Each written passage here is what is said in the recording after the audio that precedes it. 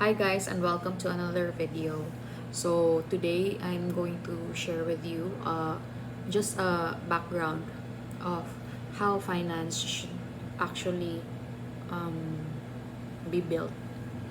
So we all know that money is something that we use as an exchange for goods and services. To put it simply, ang pera natin is just a tool para makuha yung mga wants and needs natin. But it is not exactly what we need. Hindi pera yung kailangan natin. Di ba marami tayong mga sayings na buti pa yung pera may tao. Pero yung tao, walang pera. But in reality, ano ba yung totoo? What's the truth behind it? The thing is, money will not work if walang tao. Kasi tao lang naman ang gumagamit ng pera. Pero yung tao, hindi talaga kailangan ng pera. I'm not saying it as a negative thing. I'm just saying na mas importante yung pagiging tao mo. What does that mean? It is more important to spend money, to invest money, than to just collect it and never use it. Yan din yung first na realization ko when I was still young and I was saving up money. Why? Because money loses value over time. Ibig sabihin, habang tumatagal, yung money natin na naglo-lower yung value. Lumiliit yung halaga ng pera. So, if last year yung 1,000 pesos, marami pa tayong nabibili, this year, pakonti na lang. So, pakonti yung nabibili ng certain amount of money every year. Tawag dyan, inflation.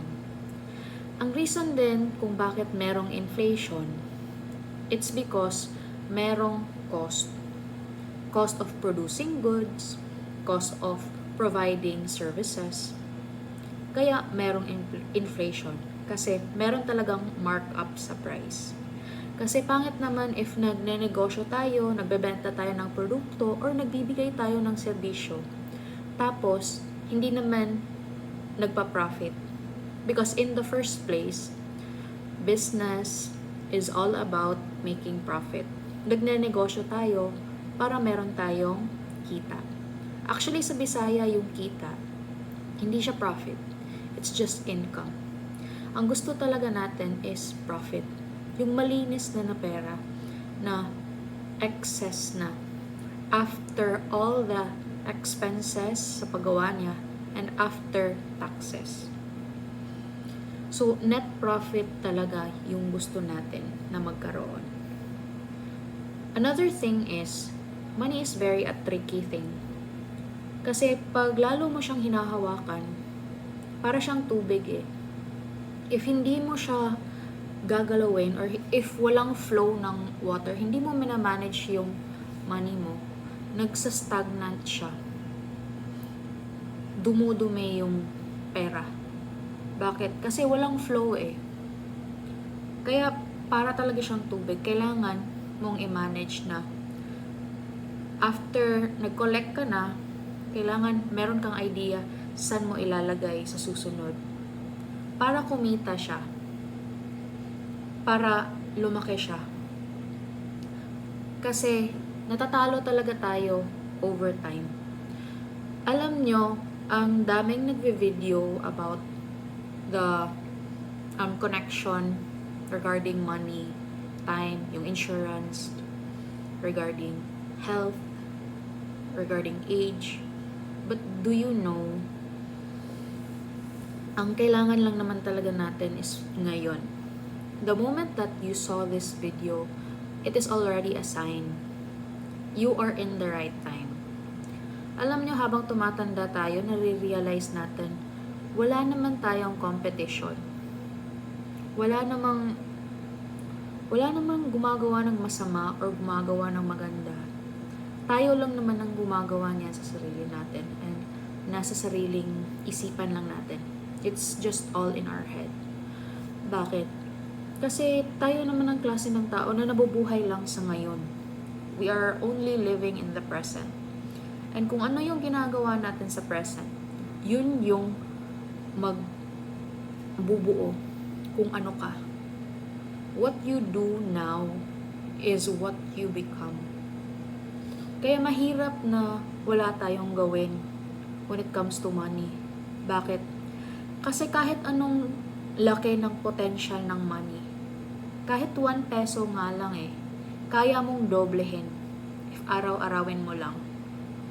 Kahit tubig nga, di ba? 1 piso na tubig. Ibenta mo ngayon, if ang cost niya 1 peso, if ibenta mo ng 2 pesos, tapos ulitin mo ulit bukas, di ba dadami siya? Pero yung ginagawa mo naman siya araw-araw, everyday. Ang pagkakamali lang siguro natin is yung mindset natin.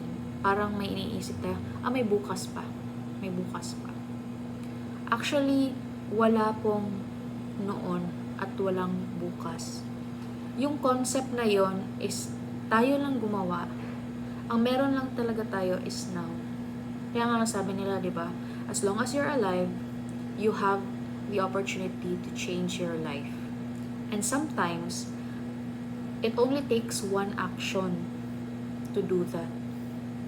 Kaya wala naman talagang mawawala if meron kang gawin isang bagay lang.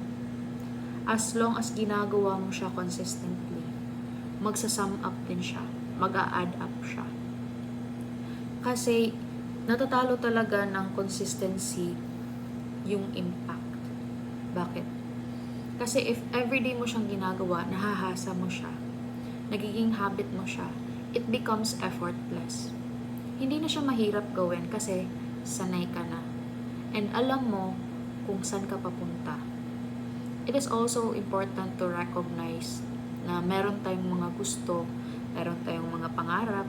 So, kailangan isulat mo din para kapag napagod ka or kapag na-demotivate ka, at least alam mo part to ng plano. And yung plano mo, hindi mo dapat siya gini-give up. Sinusunod mo lang siya. Kasi alam mo kung anong sayang. Yung sayang talaga is ikaw, yung time mo, at yung potential mo na hindi siya nag-grow kasi ganun lang siya. Hindi siya nag-move. So, right now, alam nyo ba, ang maganda sa atin is malakas tayong mag-adapt sa environment. Kahit gaano kahirap, alam natin kung paano mabuhay. Alam nyo, ang daming nagsasabi na maganda ba daw or minsan pangit na daw yun na characteristic kasi naaabuso. Pero alam nyo kung ano, ganun lang talaga yung life Kailangan lang talaga natin gawin kung anong kaya natin gawin habang kaya natin gawin. So, as much as possible, yung pera natin, kailangan natin i-manage. Huwag natin i-take for granted. At the same time, bakit ba napunta ako sa insurance? Kasi nung nag-study ako ng college, syempre favorite natin yung mga applicable na mga subjects, diba? Kagaya ng law, kagaya ng finance. Insurance kasi is a contract. And a contract is signed by 2 parties with a single goal. And yung single goal na yun is risk management. R-I-S-K, risk management. Ibig sabihin nun, habang nabubuhay naman tayo, merong mga risk na hindi talaga natin kaya kontrolin. And yung insurance company ang nagpa-promise sa atin as a policy holder or yung insured na if merong mangyari sa atin, sila ang mag-shoulder ng risk na yun. Whether they like it or not, if kumuha ka ng policy ngayon, tapos after a few days lang or after a few months, mapaano ka? Part sa contract na i-cover yung risk na yun. State for example, life ba? In case of death, in case of sickness, in case of the loss of an income, or in case of sobrang tanda na hindi na makakapag-work. So yung mga risk na yon, die young, live too long, get sick, or get into an accident, at the very least, meron kang backup. And ang kagandahan nun is, kahit pa magsara yung insurance company, meron kayong policy. At yan yung hold natin sa insurance company. And alam niyo ba kung anong kagandahan sa Pilipinas? Alam niyo ba na ang Insurance Commission, hindi na sila basta-basta nag-i-issue ng bagong, yung inaalaw lang yung insurance company na magbukas. Meron silang actually yung tinatawag na requirement, capital bond requirement. So, for sure, meron talaga silang pera para magbukas ng insurance company dito sa Pilipinas. And that is also the reason bakit pumunta ako ng FWD. Bakit na-recruit talaga ako ng kasama ko noon sa FWD. Why? Because it is a young company. 10 years young lang yung FWD. Pero alam nyo ba, siya yung totoong merong capital bond. Nakuha niya agad yung capital requirement. Alam nyo din ba na siya yung pinakaunang nag-digitalize ng sobra-sobra sa insurance industry dito sa Pilipinas? Nung nagsimula si FWD, siya yung nag-introduce ng mga tablet, online policy issuance. Ang ganda, at hanggang ngayon, si FWD, hindi siya tumitigal sa paggawa ng mga digitally innovative product na pwede gamitin ng mga ahente. And especially, sa mga users, yung mga kliyente natin. Meron tayong Omni app, which is a health app.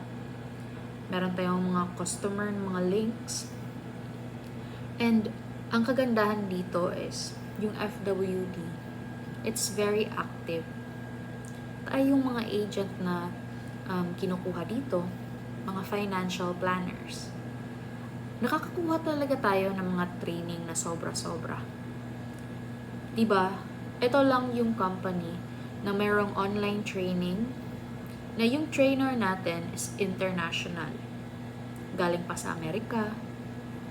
And meron ding mga benefit if ang galing mong makipag-usap sa kliyente at ang lakas na ng client mong kumuha sa'yo, if mahihit mo yung certain goal mo na talagang na-prove mo na magaling kang financial planner, meron din silang ino-offer na tinatawag natin a short course with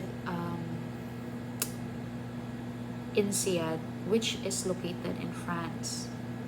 At alam nyo ba, sa industry naman natin, meron tayong tinatawag na $1 Million Round Table.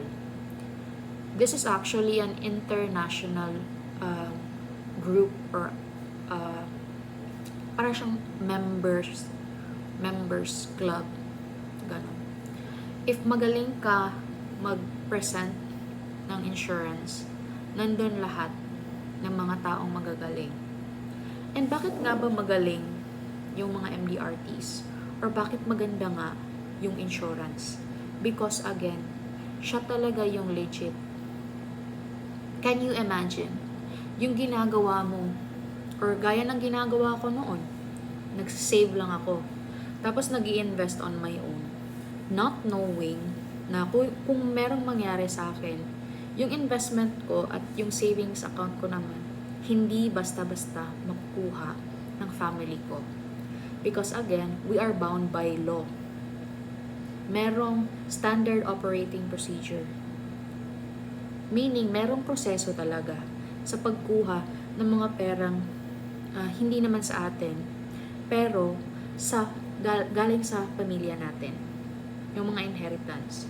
Like I say usually, um, if hindi ka marunong sa law, ang hirap. Bakit? Kasi if wala kang will and testament, most likely, wala kang executor or wala kang attorney na um, gagawa ng paperworks, magpapasa sa government, kung anong kailangan, sa BIR, mga inheritance taxes, and pag-consolidate ng mga assets mo. Pero alam mo ba, yung insurance, kumuha ka lang ng isang insurance, may mangyari sa'yo, ang kailangan mo lang, or ang kailangan lang ng beneficiary mo, or yung magka-claim, is ID mo, yung certification na, yun nga, may nangyari sa'yo, either from a doctor's, ano talaga siya, doctor's, with a doctor's signature, para sa example ha, yung sa death benefit, or yung sa accident, or hospitalization. Ang kagandahan din kasi dito, yung pera mo, hindi lang siya natutulog. Because when you get a traditional insurance, it is usually with a guaranteed cash value. Anong ibig sabihin nun? Hindi ka lang kumukuha ng insurance para yung mga tagapagmana mo ay merong makuha agad-agad. If ever, wala ka namang tagapagmana and nag-decide ka na ito-terminate mo yung policy, merong ganong option na once you terminate your policy, you can get a guaranteed cash value. Yung cash value na yun, guaranteed. Quote and quote. Yan yung pinagkaiba niya sa insurance with the investment na tinatawag nating VUL. Yung VUL naman kasi, ang kagandahan niya is kagaya sa akin or kagaya sa inyo, di ba? If mga bata pa naman tayo, syempre nag-hope pa rin tayo na tataas yung value ng stocks or mag-acquire pa tayo ng mga bonds, or gusto natin to pursue another kind of investment na more environmental friendly, or gusto natin kumuha ng mga investment na merong payout para makaka-benefit din naman tayo habang buhay pa tayo. Yun din yung kagandahan niya. Ang sinasabi lang kasi sa internet is regarding the amount of the investment. But what you did not know or what they're not telling you is that once you terminate a VUL, yung price na yon hindi na yon babalik. Anong ibig sabihin nun? Because again, in the insurance industry, we do consider the importance of age, health, and income. And usually, the deterioration of health is closely related to your age and due to the kind of work that we do. Kaya habang bata pa at healthy at meron pang income, kailangan kumuha agad-agad ng insurance. Kasi kapag tumanda ka, ang dami ng kailangang papers na gawin. Kailangan ng full medical examination, kailangan ng time syempre para makapag-medical exam. So that is already a loss in time, in effort, and of course money. Kasi hindi naman tayo pinupuntahan ng healthcare provider to give us the full medical examination. Tayo yung pupunta sa facilities, di ba? And with that, kahit pangilibre pa yan ng insurance company, meron pa rin yung transportation cost, and it cost you your time. And yung price ng insurance will be at the new rate, which is dependent on your current age, current health, and current income. The higher the risk, the higher the price. Kaya kahit na ang daming nagsasabi na parang tinatakot naman tayo ng mga insurance agent or ng mga financial planners natin. Actually, it's not. Bakit? Because since risk management naman kasi talaga ang focus ng insurance, yung mind natin will always be at peace. Hindi na natin problemahin pa if mag-fail man tayo. Kasi if all else fail, at least I still have an insurance policy that is enforced. Ang kagandahan nun is, even if we mess up during our time, for sure our children, or if kinunan din natin yung children natin ng policy, at least our grandchildren will still have something to inherit. Yun yung maganda. Kaya nga sabi nila, if gusto mong gumawa ng generational wealth, usually, insurance kinukuha. Bakit? Kasi, yun nga, kaya mo siyang ipamana hanggang sa apo mo. Or hanggang sa grandchildren mo. Bakit? Kasi the moment na pinanganak na yung anak mo, kinunan mo din ng insurance. Hindi na siya mag-iisip pa if meron siyang pera or wala na ibibigay sa anak niya. So, alam niyo yung concern natin ngayon, kahit young adult pa tayo at kahit single tayo, pinoproblema natin yung mga parenting problems, no? Ano bang ipapang tuition natin? Or what if we messed up as a parent? Paano yung mga apo natin? Ayaw din naman nating mag-suffer yung mga bata dahil lang sa hindi tayo naging mabuting parent o kaya dahil yung parent nila winaldas lang lahat ng pinaghirapan natin, hindi na umabot sa kanila. Of course, yung gusto naman natin talaga is slow and steady lang. And over the years or through the next generation, i-apply pa rin nila yung ginawa natin. And mas madali kasi siyang i-enforce if kayo pa lang or sa atin pa lang alam na natin. Kasi yung level ng knowledge natin ang mag-determine if magiging difficult ba siya or magiging easy na lang. Yung word kasi na impossible, hindi din kasi siya possible. There's always a possibility.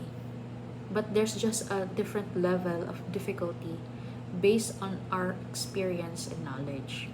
Kaya kailangan natin i-enrich. Yun din yung maganda sa life. Kasi explore ka lang. Try mo. Gawin mo. Tapos, if mag-fail, at least meron kang natutunan. If nag-success naman, ang galing, di ba? Yumaman ka. So, yan yung maganda sa life. Like, ngayong matanda na tayo, or medyo, papunta na tayo sa middle age, okay lang. Like, ganun pala yun, no? When we are younger, we are very overly critical about being perfect.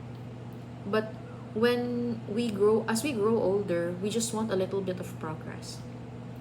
Because it doesn't matter if we are not on top of the mountain sa life. As long as we know where we are going and we can see the next 10 feet, then okay lang. At least alam natin kung saan tayo papunta. Kaya, regarding money, regarding insurance, regarding FWD, and regarding all the concerns na nakikita natin sa internet, it is very important that we recognize different people have different circumstances. Hindi din natin ma-judge yung mga tao na nagsasabi ng negative. Hindi din natin ma-judge yung mga tao na nagsasabi ng mga positive regarding these things. Kasi we are all entitled to our own opinion. But here's the thing. At the end of the day, it is you who's going to make a decision. And whether you like it or not, all your decisions have a consequence. Kaya, yan lang yung kailangan natin i-prepare yung sarili natin. And as much as possible, make sure that we are well equipped with knowledge and experience. Because in life, um, it takes time and effort, especially when you have no one to guide you. That's why maganda yung internet. Kasi, meron tayong nakikita na nagto-talk about these things. Alam natin, uy, ito yung experience niya. Ito yung, review niya. How can we make the experience better for us? How can we stop these bad things from happening? How can we lessen, diba, the struggle or the pain in life? How are we going to learn without kanang grabe yung obstacle, diba? How can we make it easy, but at the same time, we can be consistent and disciplined? Because let's face it, if we really want growth, hindi naman siya nagiging easy basta-basta. Nagiging easy lang siya. Again, dahil may knowledge ka na and meron ka ng consistency, kaya ka nagkaka-experience. In the end, hindi mo kailangan i-compare yung self mo sa iba. Focus ka lang sa kung anong meron ka. And ang ganda ka din kasi nung kasabihan nila, di ba? Isn't life more beautiful when you appreciate the things you already have? And then one day, na-realize mo lang, na-achieve mo na pala lahat ng mga goals mo. Hindi mo na-realize na, oo nga no, parang mahirap nga lang pala ako noon. Pero ngayon, ang ganda kasi nakaya ko naman pala. Nakuha ko na pala lahat ng gusto ko. Yun yung maganda sa life. Kasi it's a slow and steady progress. It doesn't have to be fast-paced. Kaya nga sabi ng Bini, di ba? Ang buhay ay hindi naman karera. So, kalma lang. And at the same time, focus on self-development. Focus on growing your skills. Hindi naman importante na kung saan ka ngayon. Ang importante, grateful ka na nandito ka na ngayon sa current stage ng life mo. And again, kagaya nga ng sabi ng mga successful ng mga tao, hindi naman nagsa-start ang magandang buhay sa isang negative thinking or sa isang whiner. Ang magandang buhay nagsisimula yan sa mga taong grateful lang. Kapag may blessing, masaya na. Kahit gaano kaliit, kahit gaano kakonti. Kaya, as long as buhay ka, as long as meron kang blessing, acknowledge them. Count your blessings. Yun dapat yung motto ng generation natin. Kagaya ng mga matatanda na, no? Sabi nila, what's the use of having all of these things if they don't make you happy? Teka lang, parang nabibisaya ako. Kaya yung importante dyan, kahit nasa iyo na ang lahat, kung hindi ka naman masaya, wala pa rin silbi lahat ng pinaghirapan mo. Bakit? Because in the end, ang kulang lang pala sa'yo is a little bit of appreciation and gratitude for the things that you already have. And with this kind of mindset and this feeling of gratitude, lumalaki lang siya as if natural lang siya. Kasi yun naman talaga yung natural na state ng pagiging tao natin. And last but definitely not the least, I can say this for maganda talaga if meron tayong paniniwala sa Diyos. Sana din meron tayong paniniwala sa kapwa-tao natin. And sana meron din tayong paniniwala sa sarili. To God, to our countrymen, to ourselves, and to our prosperities. Dapat sana meron tayong ganun. Because doesn't, it really requires a village to raise a child. Yan yung goal natin.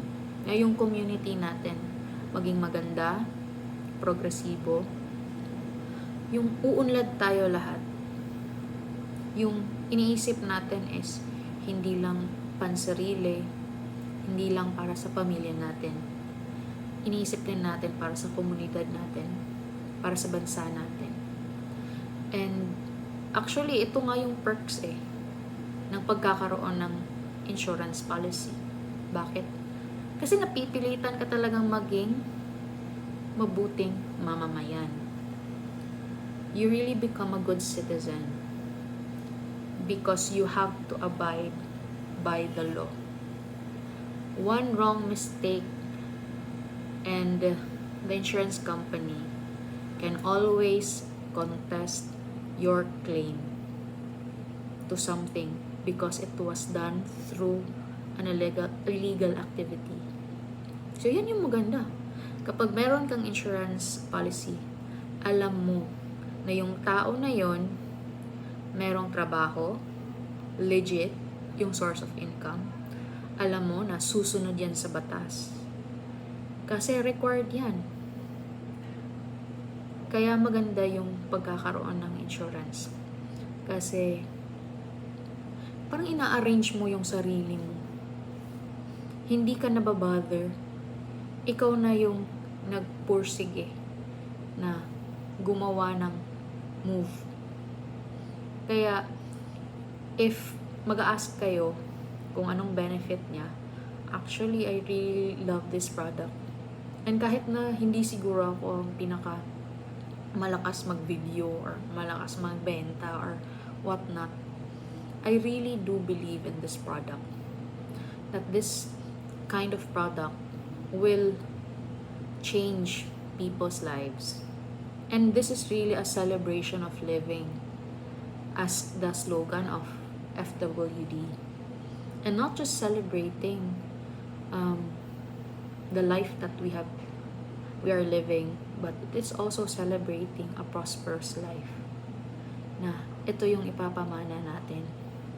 Kaya sana yung generation natin, lahat ng makakapanood ng video na to, yun din yung mararating.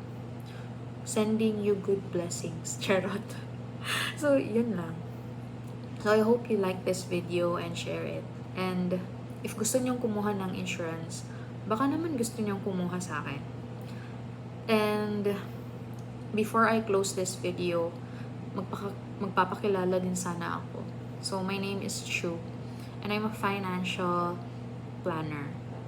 Graduate ako ng financial management. So, if gusto nyo yung mga usapang pera, usapang investment, sa business, sa finance, sa real estate, please like and follow. Subscribe din kayo. Thank you. Sana nag-enjoy kayo.